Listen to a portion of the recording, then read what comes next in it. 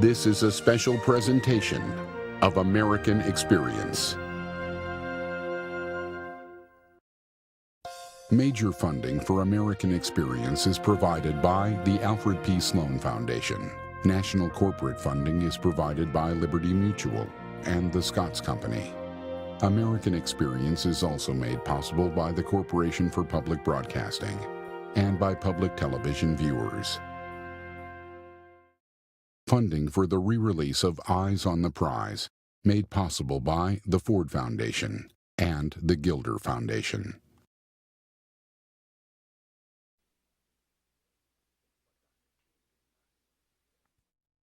I know the one thing we did right was the day we started to fight. Keep your eyes on the prize. Hold on, hold on. Keep your eyes on the prize. Hold on. This country knows what power is, knows it very well, and it knows what black power is, because it's deprived black people of it for 400 years. We are on the move for our liberation. We have been tired of trying to prove things to white people. We are tired of trying to explain to white people that we're not going to hurt them. We are concerned with getting the things we want, the things that we have to be able to function. By 1967, the freedom movement was changing course. Black people seek power, and they must have power to change the conditions under which they live. Across the nation, black men and women struggled for control of their lives. Through the ballot box, on the street, in the schools. The call for power challenged the established relationship between blacks and whites in America.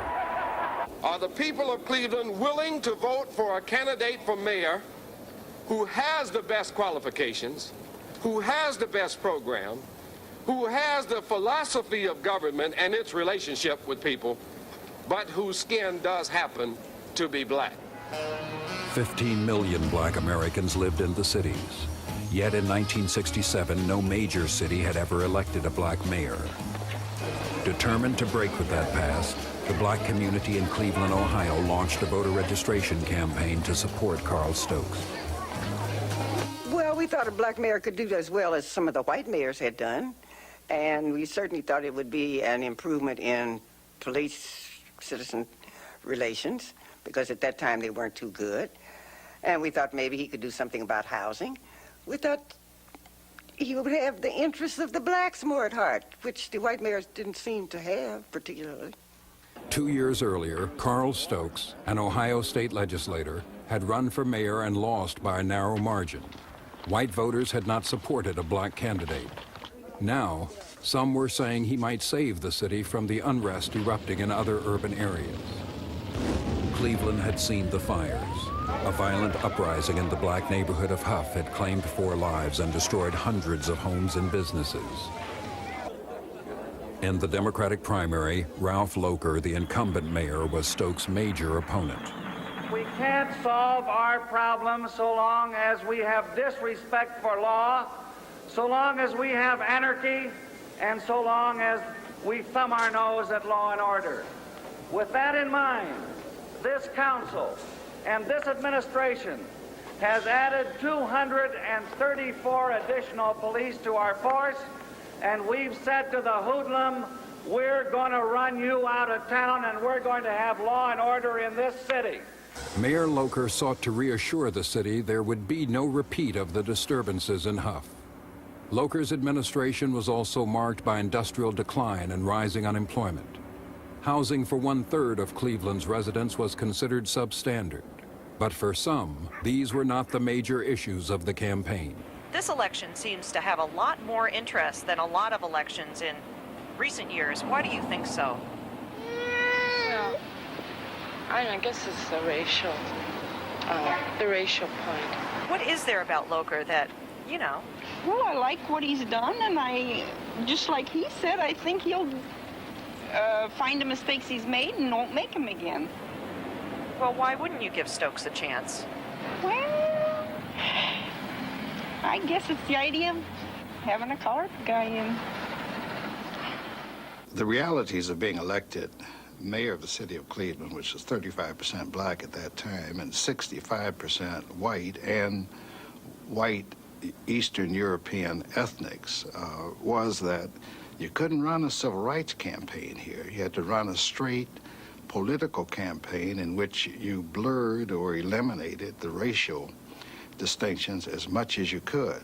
Do you feel that you're making any progress with him? I wouldn't be out here tonight if I didn't believe that.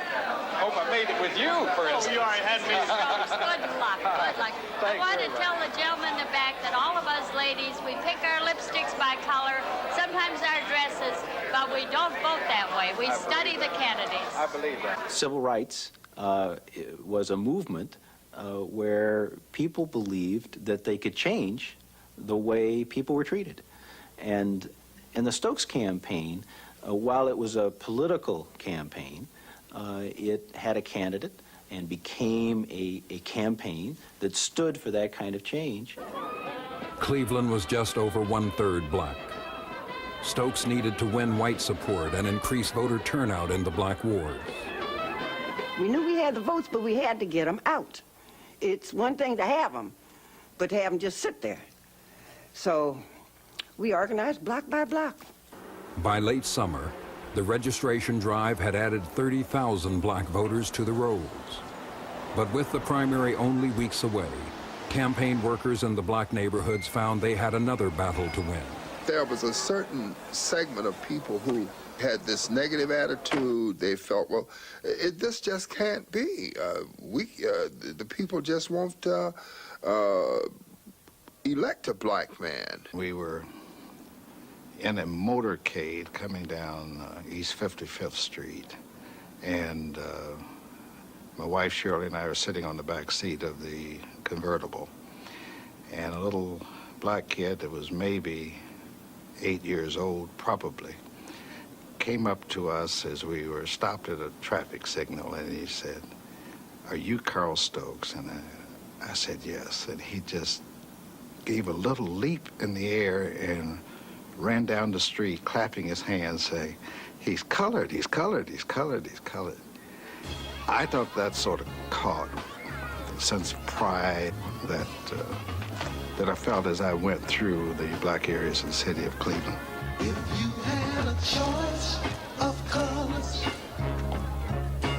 which one would you choose, my brothers? If there was no day or night, which would you prefer to be right? Don't vote for me because I'm a Negro. But God knows, don't vote against me because I'm a Negro. Here? We ain't what we want to be. And Lord, we ain't what we're going to be. But great God, we sure ain't what we was, Lord.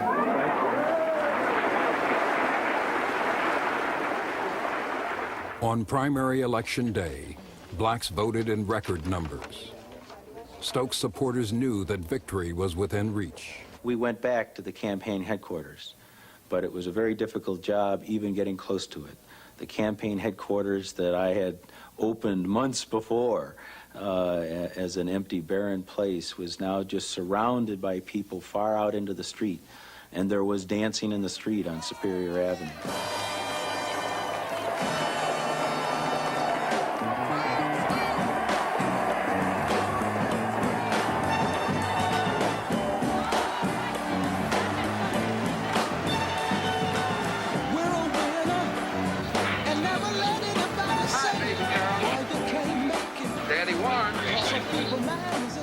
Stokes' primary victory was clear-cut. 96% support in the black community and 52% support citywide. But the campaign was far from over. We had stressed so much that you must vote for Carl in the primary and you won't get a second chance. Now, if you don't put him on the ballot, you can forget the whole deal. So they went out and voted for him. I think that was October the 3rd.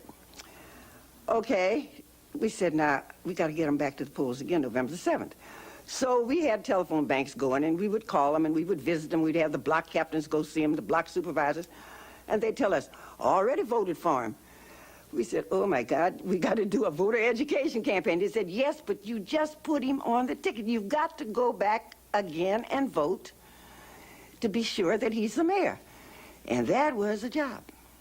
We got to get out and knock on these doors. We got to bring the ones that never get out and never think about what is going to become of the city. Just a few of us have to get out and make ourselves committee of one and get the vote out for Carl Stokes. And then we can sing, we're going to walk together, children. We're going to talk together, children. And we're going to have our mayor down there that will speak for everybody, children. Let's go on and work for Carl Stokes. In Cleveland, 80% of the voters were Democrats.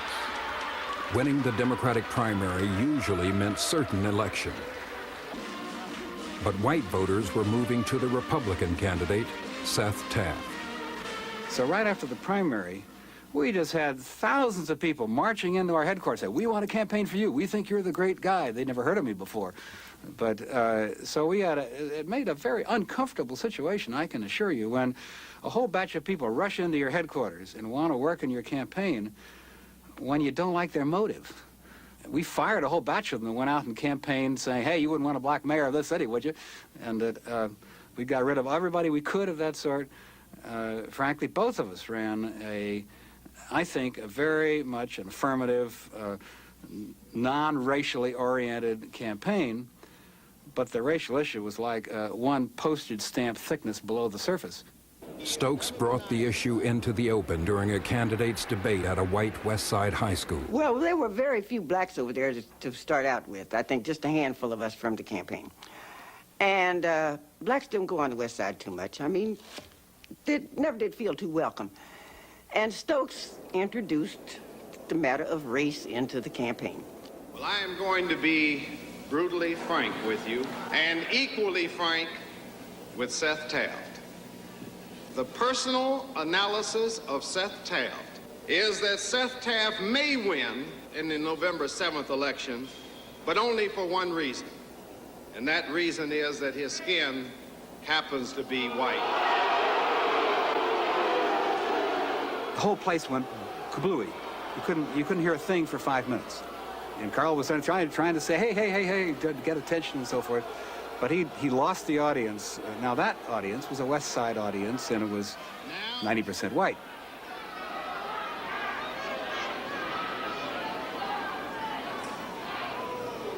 Seth himself has attempted to bypass this so-called black-white issue. But in practically every public utterance he has made during this campaign, he not so subtly points out that, quote, Carl Stokes has more experience than Seth Taft at being a Negro, well, which is true. And he goes on to say that Seth Taft has had more experience at being white.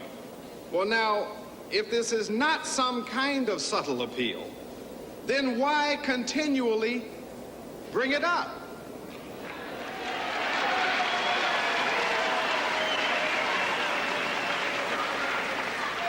Well. I guess it took Seth quite by surprise, and he said, well.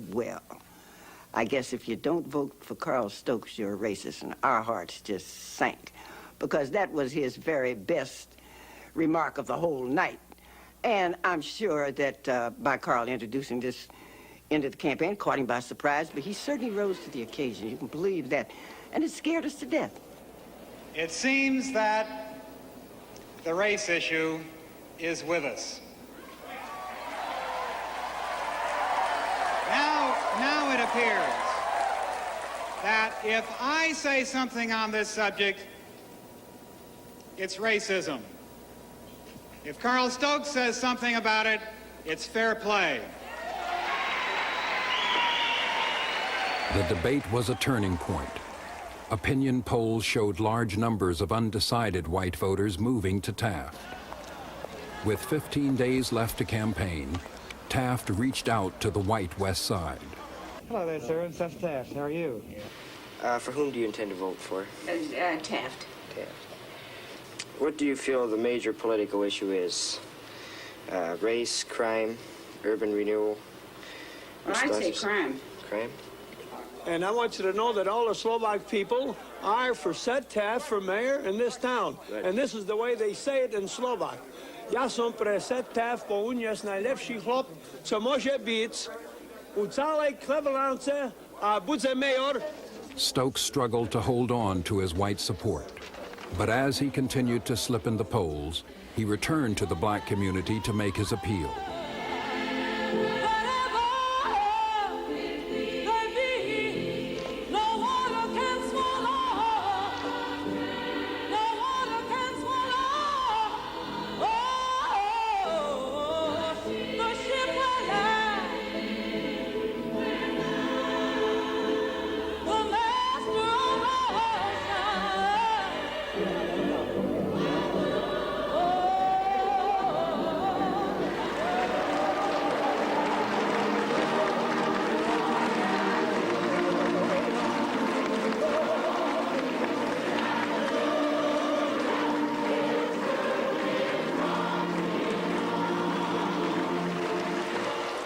The thing upon which I have depended has been that if you show people that you have the qualifications, that then you're not going to be penalized just because you happen to be a Negro. Mr. Stokes, he knows more about what we need. He can do more for us, and he's going to do it. And I think he's going to get it because we have worked awfully hard.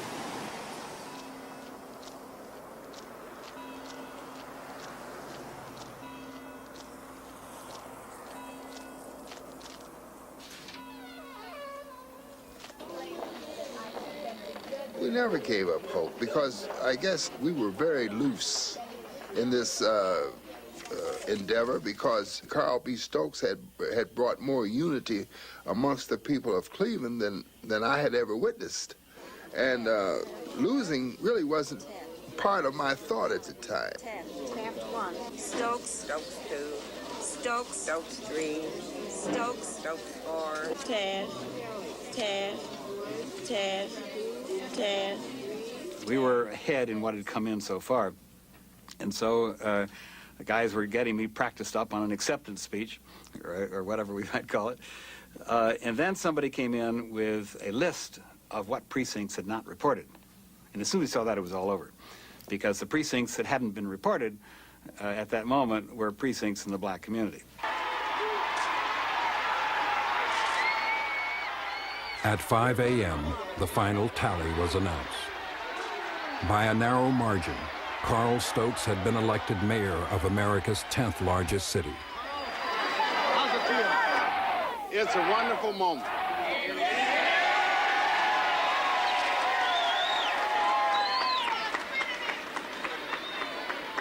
Never has one man owed so much to so many. Those of us who were Polish, Hungarian, Croatian, Romanians, Negroes, Germans, Irish, all Jewish, yeah. Yes, Jewish.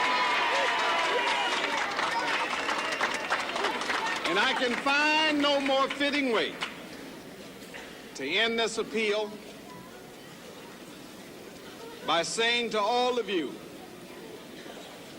in the most serious and in the most meaningful way that I can, that truly never before have I ever known the full meaning of the words, God bless America. Thanks all. Oh, yes, it was a first. We had done something that hadn't been done any place in the country before. And since folks laughed at us in '65 and we pulled it off in '67, I guess we felt pretty smug about it. And, yeah, we were very happy about it. And we said if it can be done here, it can be done other places. In Cleveland, the power of the vote had put a black man in charge of city government. 2 months later, Gary, Indiana inaugurated its first black mayor, Richard Hatcher.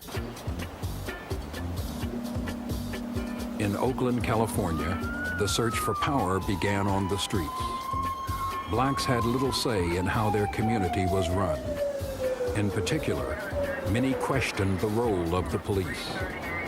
The police throughout the black communities in the country were really the government. We had more contact with the police than we did the city council.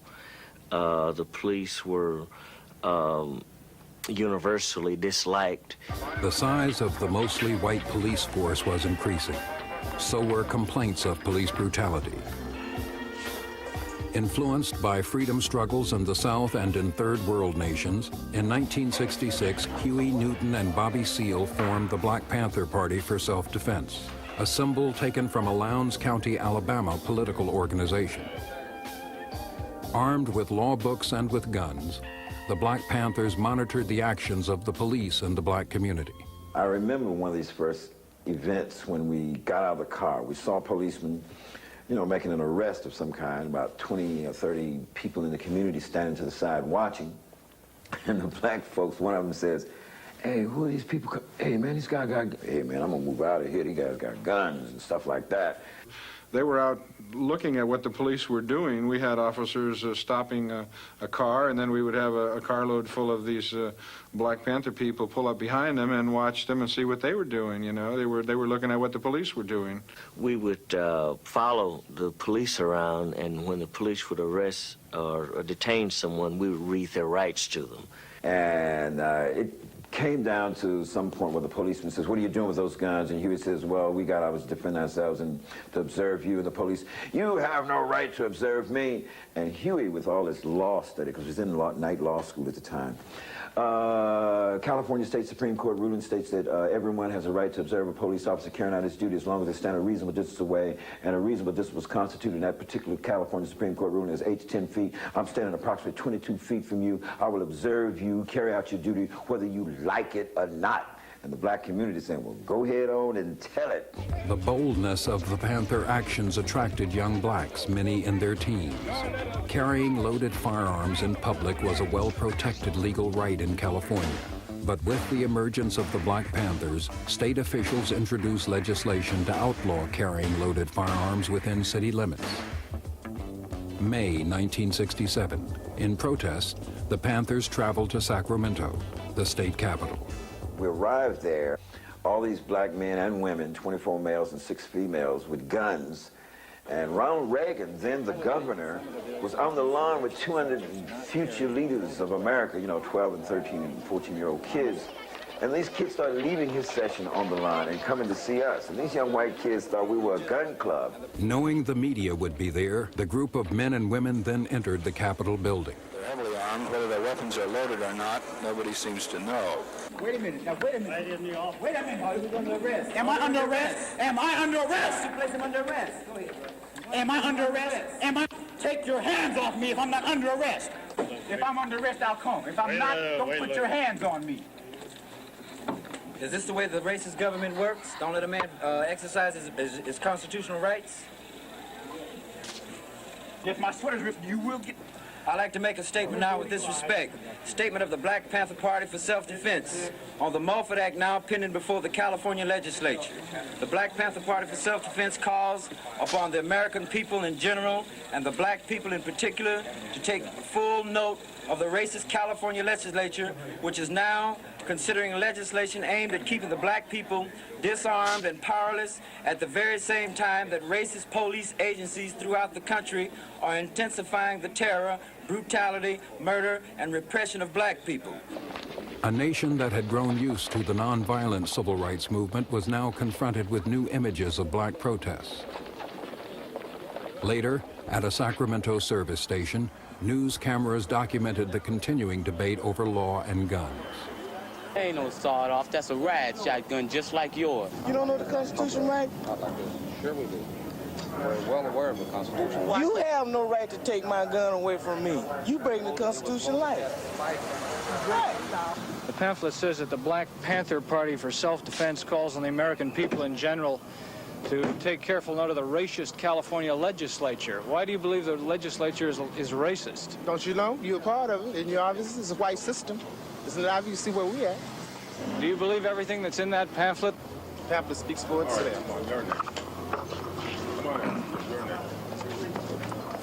It was like being a part of a movement that you had seen on TV, and now being able to participate and share in that movement. When you heard talk about Malcolm, seen Malcolm on TV at that time, you had heard and talked about Stokely Carmichael, Rap Brown, and SNCC, and what have you, and all the different things that were happening.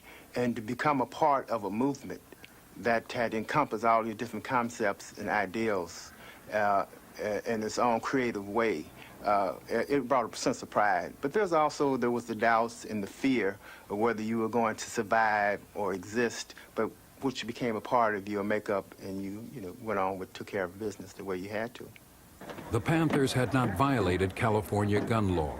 They were charged instead with disturbing the peace. 6 Panthers, including Chairman Bobby Seale, were convicted.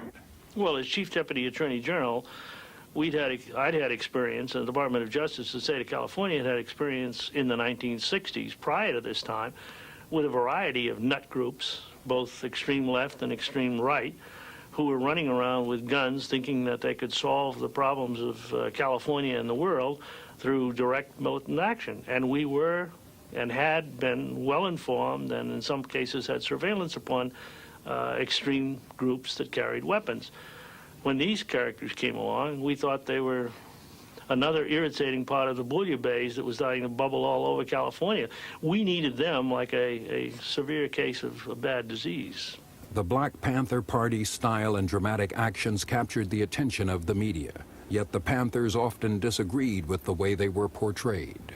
The Examiner made a report back here in the last Sunday's paper that we were anti-white, that we hold no bones, this is a quote, pick no bones about being anti-white. This is a bold-faced lie. We don't hate nobody because of their color. We hate oppression. We hate murder of black people in our communities. We hate the gross unemployment that exists in our communities. We hate black men being taken off into the military service to be fighting for racist, decadent American promising us freedom.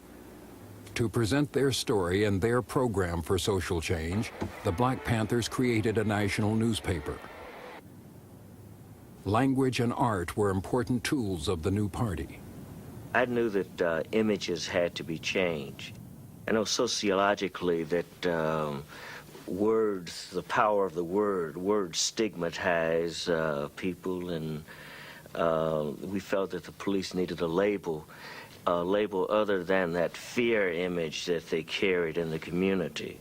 So we used the pig as a rather low-lifted animal in order to identify the police, and it worked. Some feared the reaction that the Panthers' stance might provoke. We'll just have to get guns and be My parents or my neighbors were kind of reluctant, kind of standoffish in their attitudes towards the Black Panther Party, because here you had a new dynamic kind of organization coming out doing things that never had been done in the history of this country before. Carrying guns, standing up to the police, standing up to the power structure. Eldridge Cleaver, who had gained fame from his writings in prison, was the chief spokesman for the party. And we feel that the police must be brought under control by any means necessary, including through force of arms. And we have never bit our tongue about that. We say it now loud and clear. We will always say it. We're not afraid to say it, that these racist Gestapo pigs have to stop brutalizing our community, or we're going to take up guns, we're going to drive them out. We were advised by our sergeants and lieutenants and captains that the Panthers were armed and violent and were going to be aggressive in their behavior towards us. We were advised to be aware of that. As the Black Panther Party grew, so did tensions with police.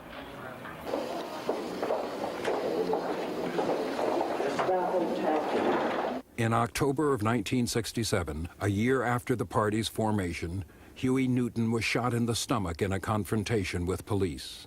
Police officer Herbert Haynes was also seriously wounded. Officer John Fry died from gunshots believed to be from a police revolver. With the death of a policeman, government pressures on the young organization intensified. Newton was charged with first-degree murder. He maintained he had been framed. In America, black people are treated very much as the Vietnamese people or any other colonized people, because we're brutalized. The police in our community occupy our area. Our community as a foreign troop occupies territory. The Panthers seemed to be in deliberate, open, provocative confrontation with the police departments in their early periods. They used revolutionary language, provocative language, and seemed to be deliberately seeking to confront established authority, particularly police authority. But then we observed that they seemed to have a social side, a concept of doing something beyond these angry confrontations. The Panthers called themselves a revolutionary organization. The 10-point program was their blueprint for change. And we wrote out this program. We want power to determine our own destiny in our own black community. Immediate end to police brutality and murder of black people was point number 7. The right to have juries of our peers in the courts, what have you. We summed it up. We wanted land, bread, housing, education, clothing, justice, and peace. The Black Panthers distributed free food and later developed a free breakfast program for children.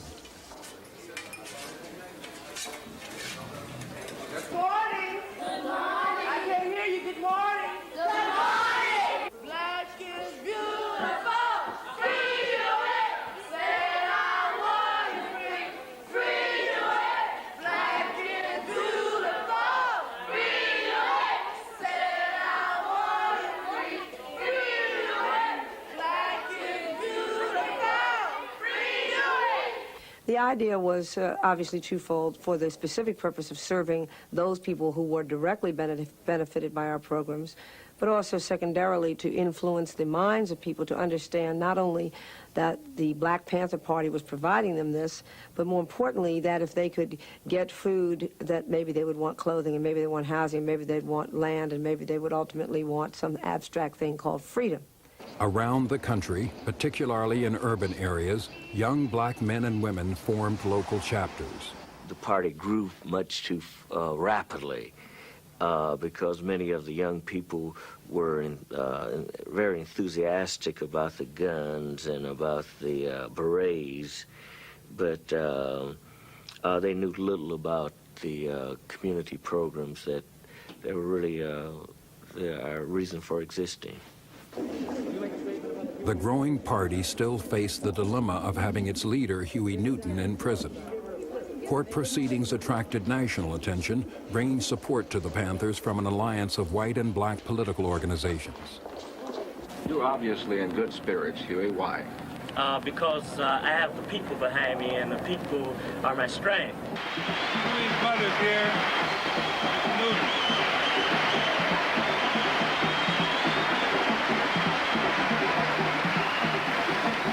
Black mother. February 17, 1968.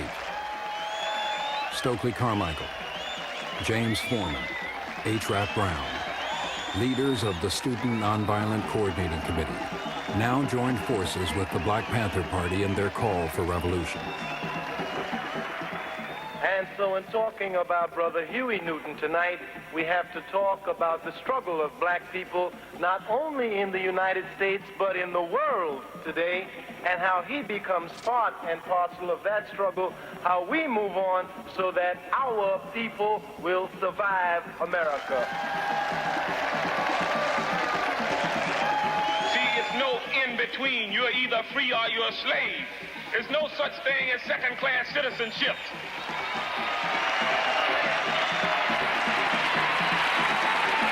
The only politics in this country that's relevant to black people today is the politics of revolution. None other.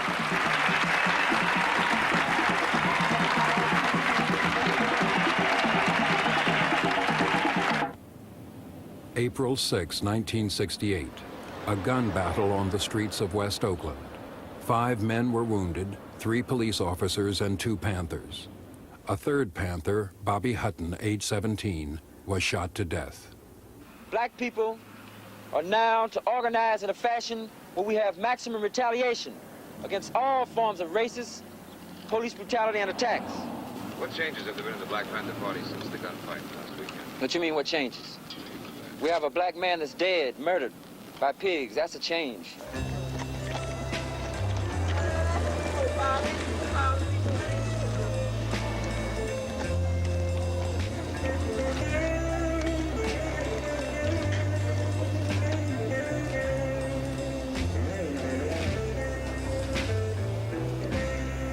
Here were men who were saying, listen, we are willing to take charge of our lives. We're willing to stand up.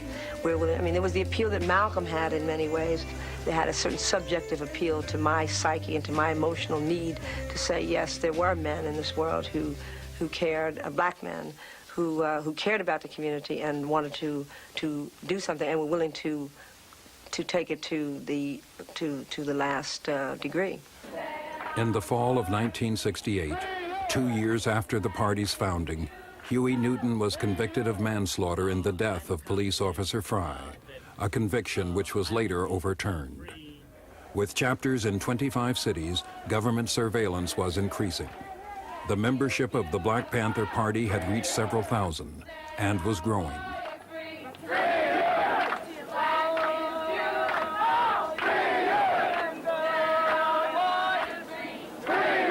It was a battle, it was a struggle, and I think we rooted ourselves in the sense that we began to get millions of black folks to really look at where we were coming from in our stand against the power structure. Now, a lot of people call revolution a confrontation. Really, what you and I meant by revolution was a need to revolve more political power and economic power back into the hands of the people. That's really what a revolution is. The Black Panthers continued their struggle, working outside the system. In Brooklyn, New York, black and Latino parents challenged the established order, working within the system. They demanded the power to run their neighborhood schools, to improve their children's future. The children are ready to work. They come to school to work. And when they get to school, the teachers, they don't know what to do. The first thing they say, we don't understand the children. Well, they would try to understand the children. These problems wouldn't exist. And children are not stupid. They know when the teachers are there to help them. Well, when my family moved here from Birmingham in 1965, they came from totally segregated schools. The children were all black, the teachers were all black, the principals were all black. One of my sons was above the national average in mathematics. But when he came to the schools here in Brooklyn, within 1 year, he was flunking math. And I went to the school to find out why. The teacher said my son was doing fine. I said, he's not bringing home assignments, and he's flunking math, and he came here from Alabama, and he was ahead of the national average, and you telling me he's doing fine. Something is wrong. In New York City, only half of the children in black and Latino neighborhoods finished high school. To make the schools work for their children, parents in the Ocean Hill-Brownsville section of Brooklyn planned to take charge. In the beginning, city officials were hopeful. This decentralization plan does for our city schools in New York exactly what any stable, good school in any suburb has, which is to involve the parents sufficiently so they have a stake in the whole process of schools, and that's all we seek to do. In 1967, with support from the Ford Foundation, the city made Ocean Hill-Brownsville an experimental district. An interracial governing board, elected by the community, chose educator Rhodey McCoy to lead the experiment. He became the first black superintendent in New York City. The black people in this community have assumed the responsibility for their schools to try to improve and set the stage for quality education in an urban setting. And this was what the experiment was designed to do, and this is the reason that the parents became involved. It was a joy to go to a board meeting. Not only were the board members present, but the community folk were sitting around. And they had as much input as the board members. And it was always on a positive note. How do we help the youngsters? Before the experiment, 4 out of 5 teachers in the district were white. Now younger teachers, a number of them black, transferred to Ocean Hill-Brownsville. The students, 95% black and Latino, responded. You felt more accepted. You weren't the outsider in your own school. They were a part of your environment. I mean, they were black. You can identify with them, and they can identify with you. It's as simple as that. There's no big mystery. At first, the newly formed teachers union, the United Federation of Teachers, supported the experiment. But with administrative decisions now being made by the community, the teachers were worried. It was supposed to be an experiment and an involvement of teachers and parents, and suddenly decisions started to get made and no one knew how they were made or where they were made. So there was a lot of wariness on the part of teachers. Albert Shanker, the UFT president, questioned where decentralization of the schools might lead. Under the new proposal, teachers and supervisors would be hired on the basis of interview by local people. And this would mean that New York City would be faced with the same problem that a lot of other areas are, namely where local people don't want whites, there won't be any whites teaching. Where they don't want any blacks, there won't be any blacks. Where they don't want Jews or Italians or Irish or anybody else. We will essentially develop within New York City a series of school systems that are more segregated than the school system is at the present time. And I say that that is the beginning of destruction of our school system. Through the 1967-1968 school year, the Community Board worked to assemble an integrated teaching staff. Some tenured teachers resisted neighborhood control of schools. The Community Board faced a dilemma. In May, the local board had its regular meeting. I guess we were having meetings at that point about every 2 weeks. And on the agenda that night, McCoy had put an item, the transfer of 13 teachers and also some assistant principals. I guess there was 5 or 6 of them. And we sat down and talked to the governing board member of the school and the principal of the school, and we came to the conclusion that these people were not going to work well in the system. And they had also demonstrated that they were opposed to the experiment. We were asking teachers to make an extra effort to get along with our kids, to teach our kids, if there was any problem, to possibly visit in the homes. Well, the union didn't, this wasn't in their contract. They didn't have to do any of these things. There was discussion, there was disagreement, there was a vote. And we finally came to a conclusion that so that we could have a demonstration district, this is like 8 months after it had begun, that some of these people would have to be transferred, would have to go. But again, transferring teachers from one district to another with the Board of Education was something that was very ordinary. If a teacher was having problems, you would simply call up the superintendent of schools down at Livingston Street, and the person would be transferred. No questions were asked. But when McCoy tried to do it, of course, that created the scene of the century.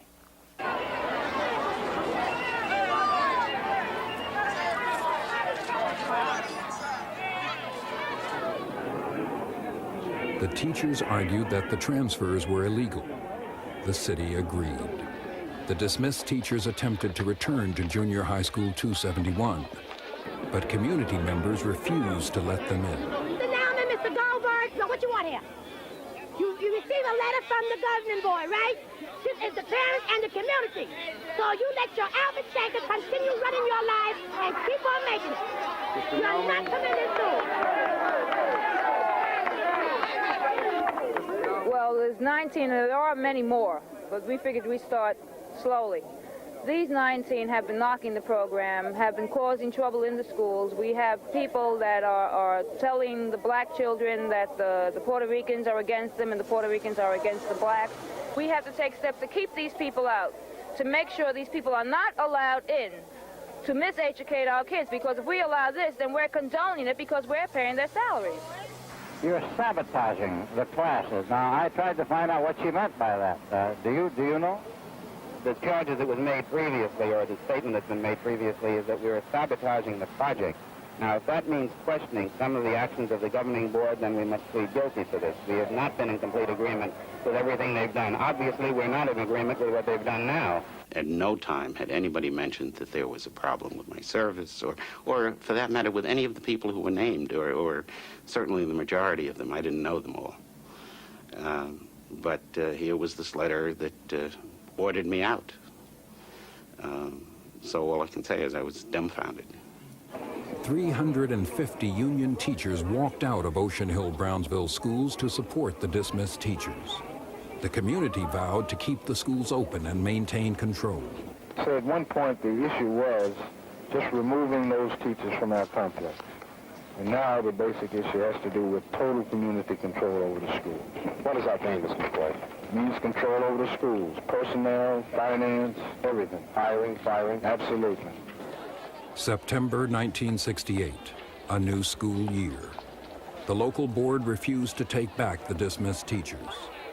The teachers' union called a citywide strike. In the city of New York, education stopped for 1 million children. But in Ocean Hill-Brownsville, many teachers, black and white, crossed the picket lines in defiance of the union. I came into the district because I want to be accountable to the community. If I'm not doing a job, then I want them to kick me out. See, this is the only way that we're going to bring about any change. We have to be accountable to someone. And the New York City school system, there's no problem. Nobody gets fired. Well, the strike was a unifying factor in the black community. Groups that had previously been at each other's throat found themselves together at rallies and meetings surrounding Ocean Hill. It was an issue that whether you were CORE or the NAACP or the Urban League or the Black Panther Party or the Republic of New Africa, you could rally around this community issue. Everybody understood the importance of black children receiving a quality education. During the strike of 1968, during the fall, probably the place that I spent most of my time was in front of 271. And the scene that I remember there most, and I've often thought of it, is a scene of children coming to school with their books, very intent, and I think they also understood the politics, just what was all going on here. We came in from the Howard Avenue side, and we had to go through barricades to get to the school, and you'd look up, and on the rooftops across the street from the school, the cops were with the helmet gear, and the playground was converted into a precinct. And walking up to the school, you have just mass confusion. You have the community people out there. You have the UFT. You were just amazed. You couldn't believe this was happening, you know, and you just went to school. The teachers who remained in the classroom looked for new ways to teach the basic skills. Some also brought a new cultural awareness. And today we're going to talk about the Yoruba culture of West Africa. We can trace, if we could trace our ancestral line back, most of us would go back to the Yoruba tribe. All right.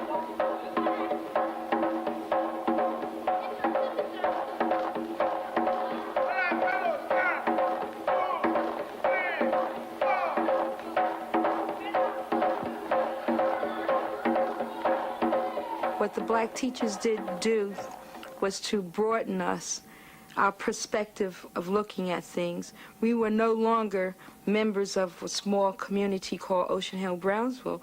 We were broadened to W.E.B. Du Bois, his readings, Langston Hughes, Malcolm X, Marcus Garvey, H. Rap Brown, Mao Zedong, the Red Book. I mean, we became international.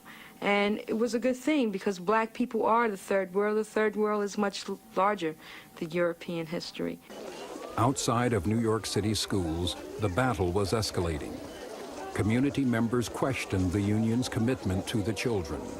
Union leaders charged extremists had taken over the experiment. I think the public sees what's going on. Every single parent in the city of New York understands that if Mr. McCoy and the Ocean Hill-Brownsville governing board succeed, that they will be next, that there will be people in their own communities who will see this as a model of success and move in and take over these institutions. The city ordered the community board to allow the union teachers to return. Neighborhood leaders declared the community would decide. The community has said it already. They don't want them there, so that means they're not coming in. Is that because they're white?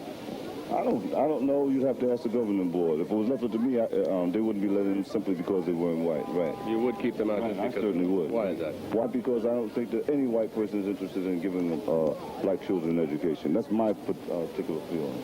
What if they persist in trying to get in here? Well, by whatever means necessary, they're going to be kept out. The teachers' union accused the community of anti-Semitism. In a city with a Jewish population of over 1 million, the charge carried enormous political weight. Although many Jewish teachers crossed picket lines and continued to teach, the accusation threatened city support of the experiment. It is a well-known fact that the overwhelming majority of the teachers in New York City are of the Jewish faith. We have become the butt of their resentment, and it is, I think, but one simple step from resenting white people to resenting Jewish people, since most of the teachers are Jewish. I didn't feel then, and I don't feel now, that anti-Semitism was a major part of that situation. It was a black-white confrontation. A lot of the teachers involved were Jewish, so some people drew that conclusion from the start. Reverend Oliver, what about the business of anti-Semitism? What kind of scars do you think this is going to leave? Yes, there will be scars left, it seems, because there have been so many untruths floating around. But people must, the teachers must realize that the communities must be heard. The people of the community must be heard, and it apparently does not sit well with them to have to reckon with the local communities, but they will have to. And it's unfortunate that scars must come, but we have had 300 years of scars, and it's about time those scars were healing. The community board refused to give up control of the classroom. All of the people who care about you are here. The teachers are here. White and black teachers are here. There are some white teachers who are supporting us. We are grateful to all of our friends and all people who believe in fairness to black and white people. Come in, children. Come in, children. October 1968. Fearing a continuation of the citywide strikes, the New York City Board of Education suspended the Ocean Hill-Brownsville Community Board. Mr. McCoy has indicated to me clearly that he intends to obey the directions of the suspended Ocean Hill-Brownsville School Board and not those of the Board of Education or the Superintendent of Schools. It is necessary, therefore, for me to relieve Mr. McCoy of his duties. Confrontations broke out in other New York neighborhoods as blacks and Latinos protested the city's withdrawal of support for community control of schools.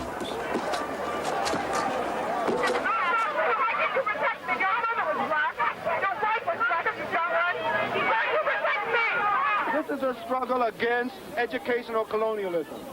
They took over the school again. We were here with our people trying to run our school. Now, in defiance of that, the white community has said, you got to cool it, man, until we can give it to you. They're not going to give us a darn thing. We're going to take what belongs to us. Right. We're going to take what belongs to us. The city and the teachers' union agreed. The experiment must end. The community board's power was taken away. But in the neighborhoods, many were moved by the struggle of the Ocean Hill-Brownsville community. From New York's 5 boroughs, thousands marched to City Hall in support of community control of schools. There was a lot of disappointment on the parts of all of us, and I think we felt extremely bad. We had put an awful lot of effort into this.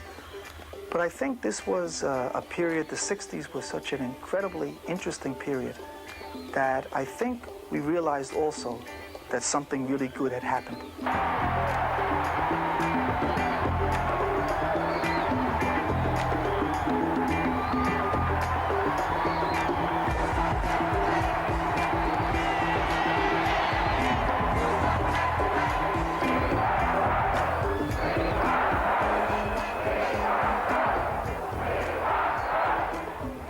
Got to understand that these were community people who were disenfranchised with the system, who were nameless and faceless, who had never been incorporated and included, even though their children were mandated to go to school. For them to take on that responsibility was tremendous. The demonstrators then headed across the Brooklyn Bridge to march to Board of Education headquarters in support of the community of Ocean Hill-Brownsville. There was a lot of people yelling black power, power to the people. Power to the people I like. Because I think that what we were going through, any poor neighborhood, regardless of the ethnic makeup, was going through the same thing. So I like power to the people. People really needed to have some power, and we really needed as a school board to have power. It was 1968. Communities across America, each choosing different paths, organized in the struggle for power. Power to the people was a promise as old as the nation. Now new voices demanded that the promise be fulfilled.